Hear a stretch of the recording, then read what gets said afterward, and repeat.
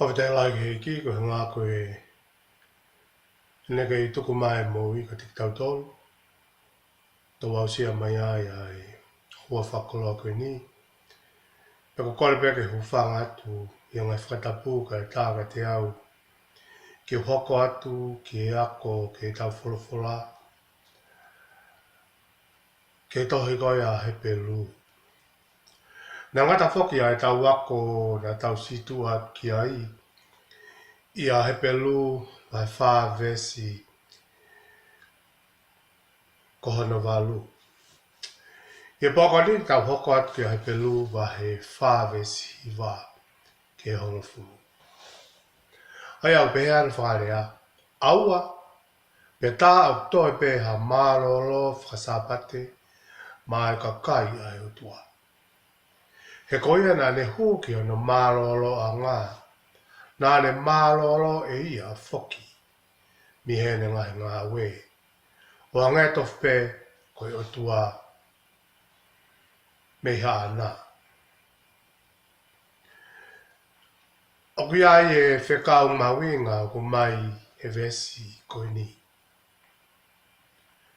Pea moe palo mesi o tuku mai e o tua ko pau ke ia ai mālolo anga. Ke kakai koe ai o tua. Ke kakai koe au nau tui piki tai pea mo talango fua. Ke o tua.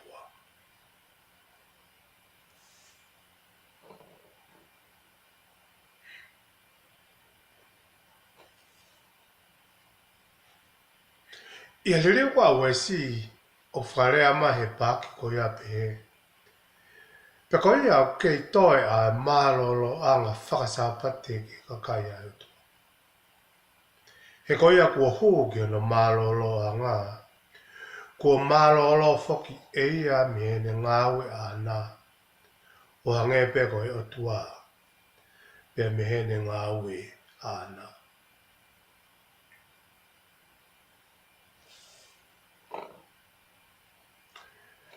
O kulava ke tau hanga o whakatoka ngai a ngāwe lalahi kafa e ua ai o tua whilawe. Pea moe ne ngāwe koe a ko hone whakatupu o universi koe ni. E tohi koe a senesi. Ulua ki nā ne ngāwe o whakatupu a universi. Pea heri e ne whakatupu a langi pea mo mamani. Pea ku a whio ai o tua ki ai ko lerei ia, ko lerei ai me kuto. Pea nā ane mālolo mo whiwhia i ane a whio ko lerei ai ni whatu. Pea ku pehepe pa mo e mo ui ko ia a karistiane. O kure e volo e ua. Koe ulu a kihi, I e here pe o e tau tari ko ia sisu.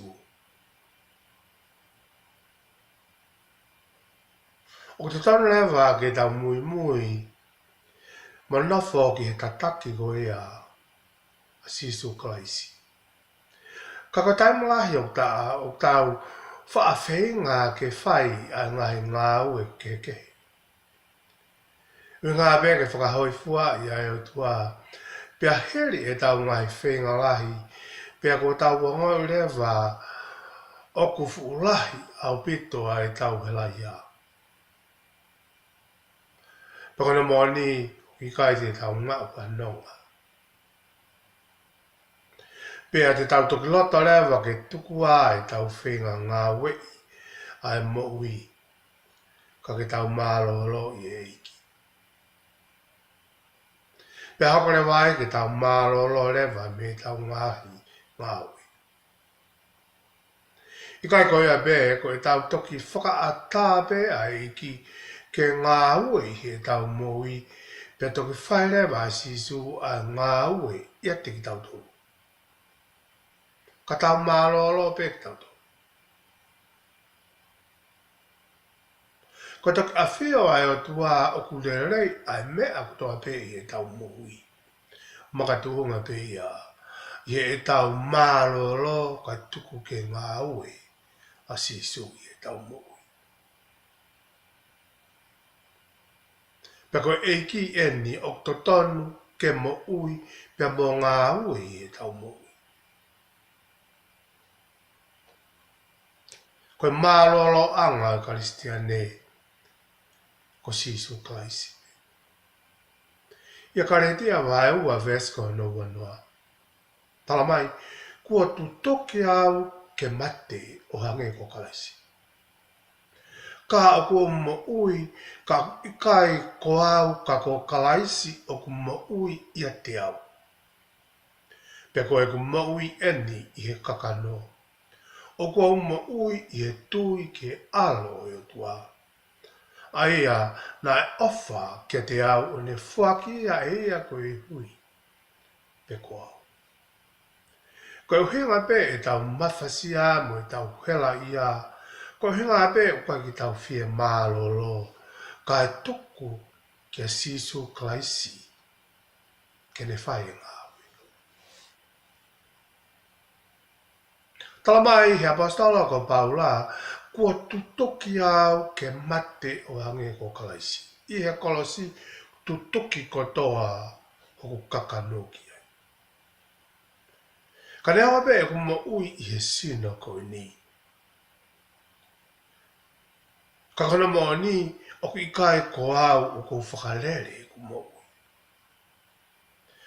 O kai ko au o ko whakalere o ku family. O ku ikai ko au o ko whakalere e ku ngāwe. Ka ko kalaisia o ku mo ui i a te au, ko kalaisia ko ku mafua kalaisi. Pa ko kalaisi o ni whai o ni whakalere ku mo ui. Pa rea o mea maha apostolo hene ko e ku mo ui eni i e kakano. Ko au pe koe mea ngā ui pe. Ka ko e ku mo ui a aku. Mga tuonga pe i he e ku tui ka kato ko sisu koe alo i a tua. Pa koe alo i a tua koe hinga ene hoko koe alo i a tua. Koe hinga na e ofa mai a kia te au. O whake ne mo ui. Ke pekia. O ne toa kotoa hoko kakano. E kuanga hala. Tutuki a ke e kolosi. Ka ne hanga o mai. E ne anga totonu ke te au. Pe mo ne mānani.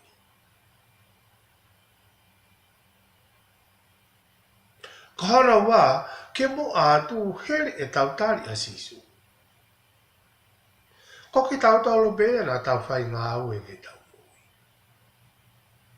Ko ki tautalo bea na tau whakarere a e tau mui.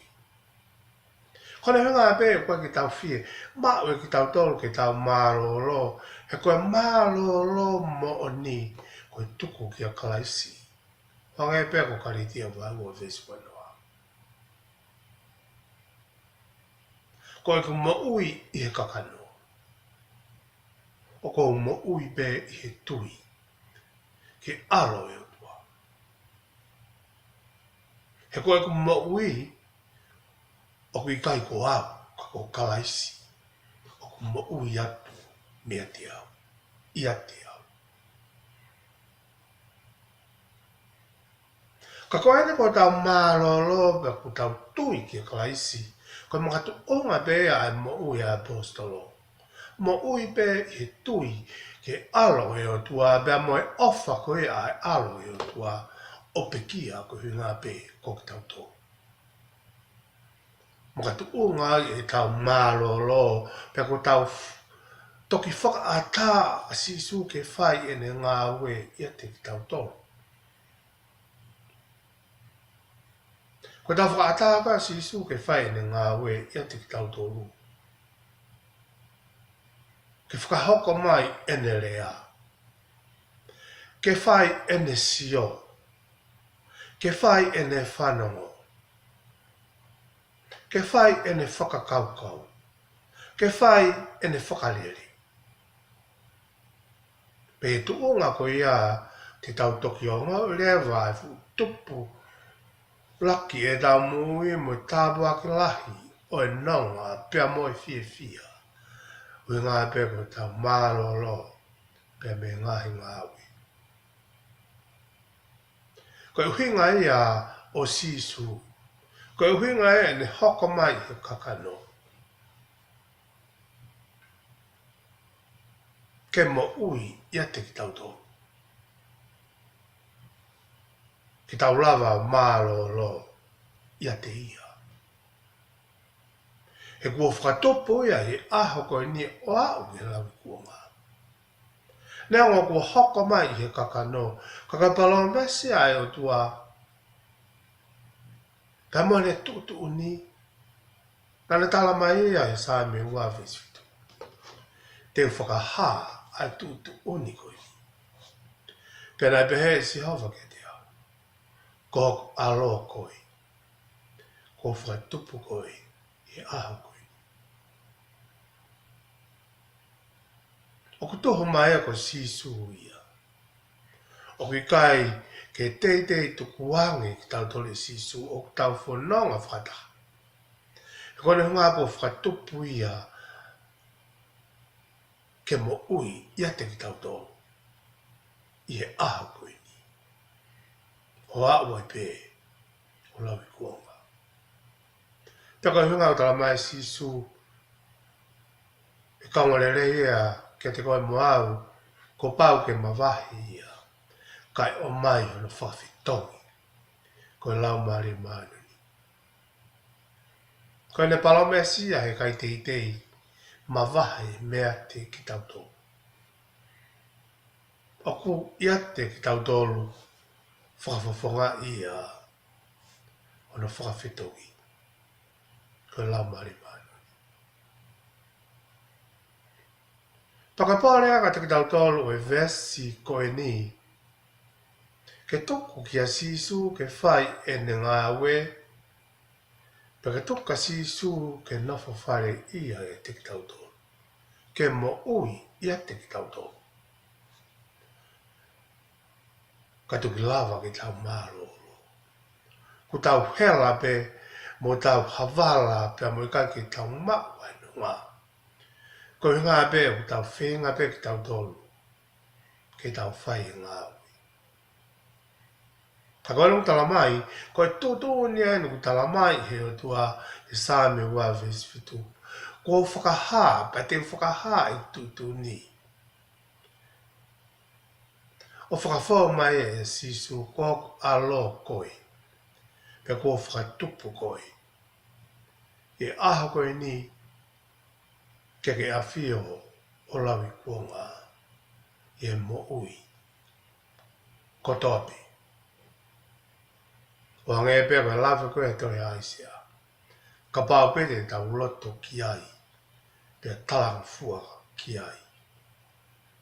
Pa te tau utu mo kai e melie o whanua. Whawhitai lai ki iki. E vasi hono taha taha ia i pe luwa e whawhis taha taha. O pehe mai koia ke tau toto iwi ke hoki e mālolo anga koia. Nā ai hataha e tō ki he anga talanga taa koia. Ia pāki au e si o wharea pehe. Koia ke tau whai whenga ke hoki e mālolo anga koia. Koe mālolo anga sisu. Te ria nā ai ataha e hinga i he whai o whatatau ke tai tui.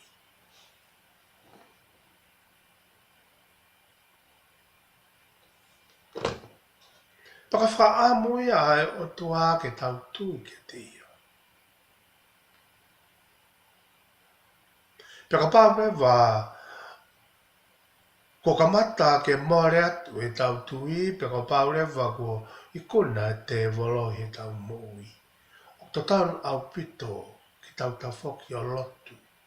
O tau rea whataha pia mo te vita e sāme whā ves uluaki. Kau ka tangi atu ke taria. Ai o tua o e ku totonu, i e whihia ana ke whakatau, pea ke a whei tau ralo mai, o ngoi e ku loto. Kua whainga loto, o e whakaata loto e whakatamala, ko e loto, o e whakatoki lalo moi. Whakawhalala ke o tua. Te kore ke o tua ke a whei tau ralo mai, o ngoi a tau loto. Maare a pita vesi ko eni, tahataha tala mai, ko ia ke tau toto iwi ke hu, ki he mālolo anga ko ia. Rea mahui ngā pita fui rea koen ko toto iwi. Ko he ngā o yakanaki maari e o kutuku mai apostolo ko paula heni, ko e whenga mai ene ai o tuake ua na tau whakawhiewhie maari e. O wana whawhau tau whakawhiewhie maari e pe, i he mau o ilo ke ngahi moni whakautua. Pe tau ngata pe mo whiewhi ai. Ka apule toi whenga ke whakakouna pe mo whakalotoa malo i tau to ke tau toto iwi. Ke tau hu, pe ke tau mau i nasi i e fo i mo ui a Sisu Klaisi. Ko e pōrea ka te tau tolu ke tau toto iwi, ke tau hu ke mālolo a ngā Klaisi. Pe koe toto iwi u whaia i e tui pikitai, mo talangu fua ka kato ke iki. Pe koe toto iwi o wha amu o tuahe ni, ke tau tutui atu ki he mo ui mā o ni o ni. He koe mālolo a ngā iha o Klaisi. Koe fo i mo ui au whia mau ke Karistia ne, ke tau toto iwi ke hu ki he mā oni ai o tua. He koe tai mlai foki o tau whia maari e pe i e pehe ko tau tari a Sisu. Pe ko whamaremare i tau ngahi ang hala, pe tau ngatai. O ki kai ke tau ilo, o to iai a ngahi mea lahi e ke whakakakato, he osiko ia o e tau tari a Sisu, e tau tui ke Sisu. Ko pau ke tau talango fua, pe ko pau ke tau toto iwi mo tutui atu, ke tau mau mo tau nofo i he mo ui mā oni ko ia. Wange pe ko Sisu. Ke tau toto iwi he tauhi māno ni. Ta mo whama o ni e tau mo ui deri ana tau mau a loto kovi. Pea mo e tae tui. Pea hako ke tau anghala ia. He koe tau mau ko ia a loto ko kovi. O whanau i lewa e loto ko kovi a mea koe ke tae tui. Pea whanau i lewa e tae tui a mea koe ni. Koe tae tui o tua. Pea koe kuanga tae tui o tua. O tauhi o tua.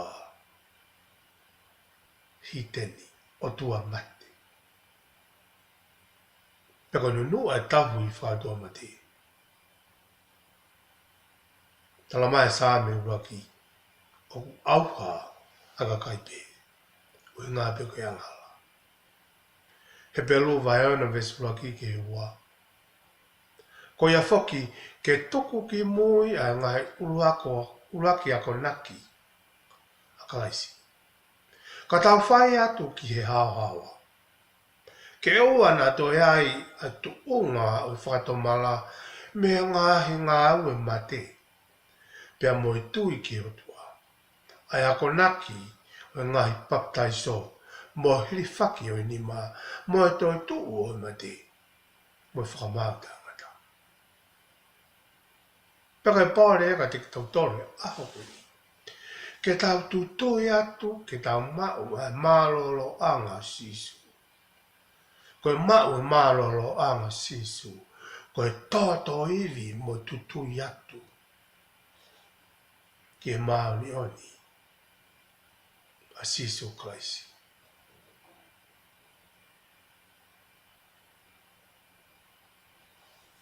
He pelu vai whāwista hawa. He koe wholofola ai o tua. Koe koto mo ui, mo koto mālohi. Pea māsila ange i here tāwhatu mata.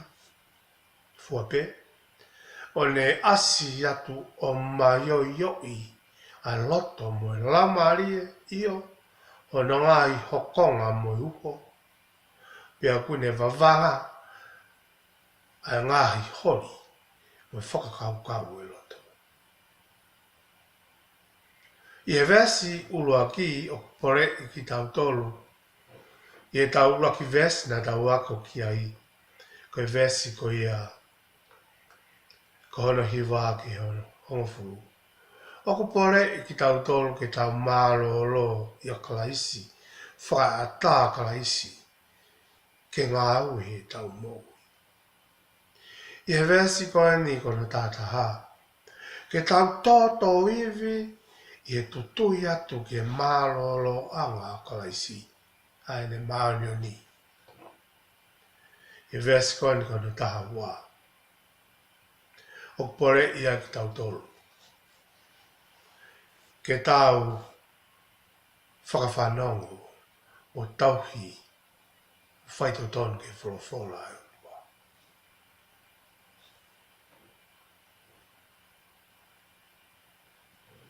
Tala mai he vesi taha wā.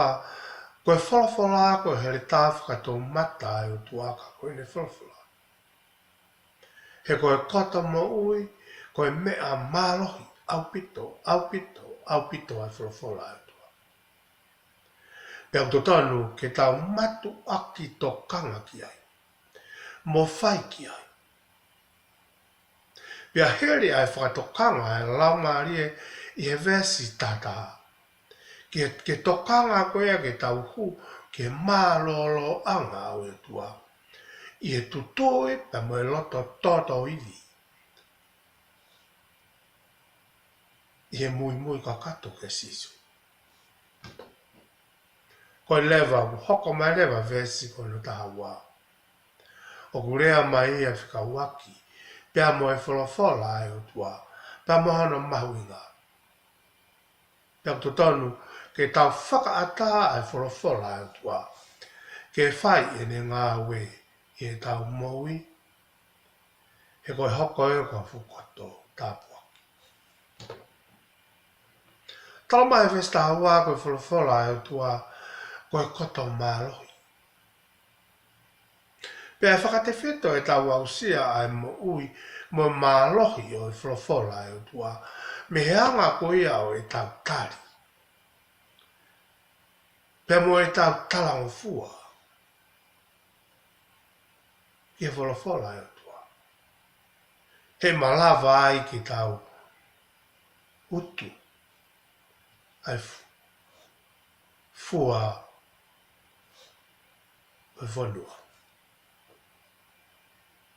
Pea ka pawe kai ki tau tari mo tau talango fua ki e wholofola.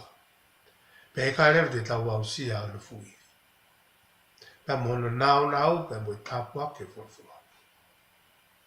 Koe aku mahu inga ke tau tui ke wholofola e tua, talango fua ki ai, whakalau loto ki ai, nofo ki ai, mo ui aki.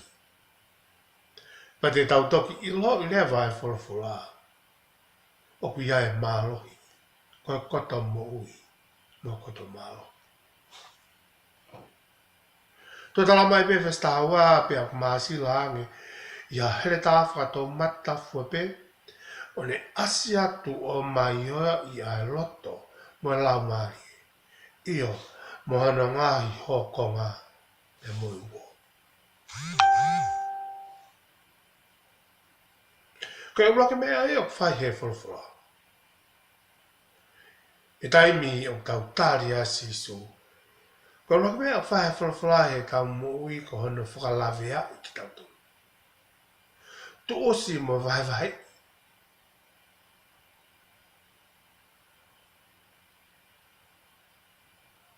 Vai vai i a kakano me tau mui. He koe mo oi a kakano kono no whaanga au tau tu. Peka mo oi koe o tua o kuna fo ia i hala maari e. Pe ye hoko mai koe a ang hala kune omi e ia ai whihi mo tae maurahi ke moi. Pea mawhasia rewa e mo ui a hala maari e. Ngā pia koe ngā ue a kakano. Ko ia, ye hoko mai koe ai wholofola e tua o kuhanga rewa e wholofola o whenga ke vahe ai whihi o e mo ui.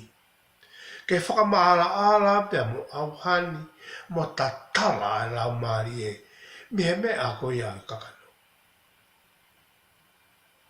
Pia ke whawhanga e lau maari e ke ki hono whatongia mo e ui malunga pe mihe lunga. Pia ke whakailo lewa ki a loto ko ia hai e anga. Pea alu loto lewa e wholawhala ki he uho i tau mui. Wahanga e pe koe hu holo a here. A here whai tawhai toke tā i he sino i tangata.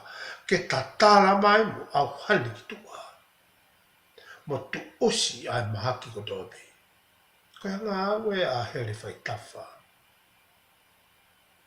A toke tā.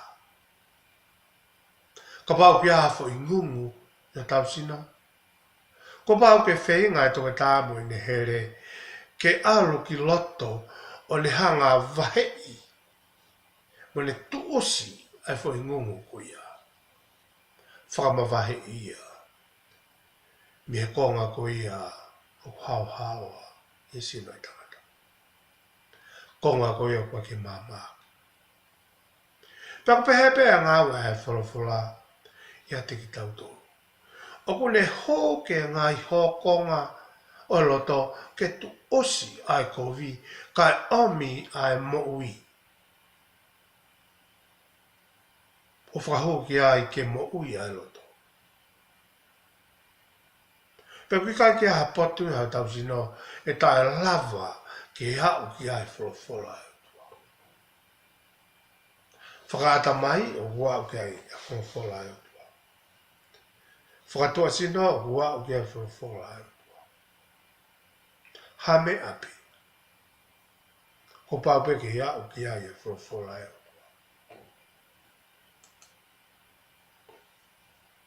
Pea kune wawanga i a ngahi hori mo whakakaukau ai loto. Ko ngā aue ai wholawhala ai.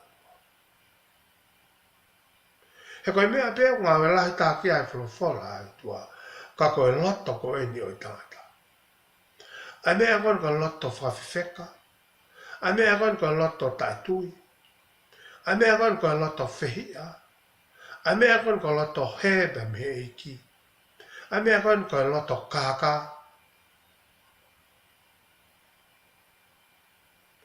Pako ngā wea wholawhala ko hono wawanga. Pako he ngai a tōtou rea ai lau maari e.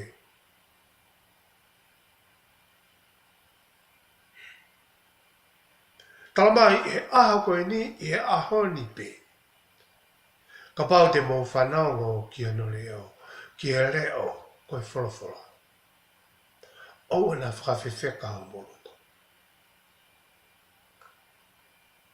I aho ni pe.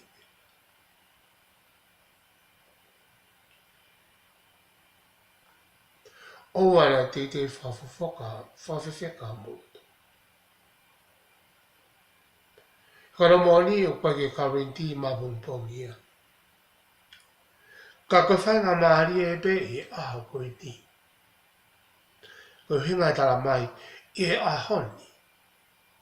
Pe ka pau te mō whanongo ki hono leo. ke wholawhola. Whanau ke wholawhola pe whaata loto. Aua na whawhiwheka mo loto. Paka pōre ia, o kutuku mai he resi mawinga koe. Whakahawa o tau loto ke wholawhola e o tua. Ka lava ki tau mau. Ai moui. Koe wholawhola koe ka pasa mo I tūhuru ke tau. Koe wholawhola o ni tataki ki tau tolu ki he hala. Ki he maoni. Pe ki he moui. Waka tūnga ko toa bei he wholawhola. Ke lava ai ke tataki mo whahino heno ki tau tolu. Ko hoko koe ka pasa ki tau whanonga whakaho. Koe tau mua ai wholawhola.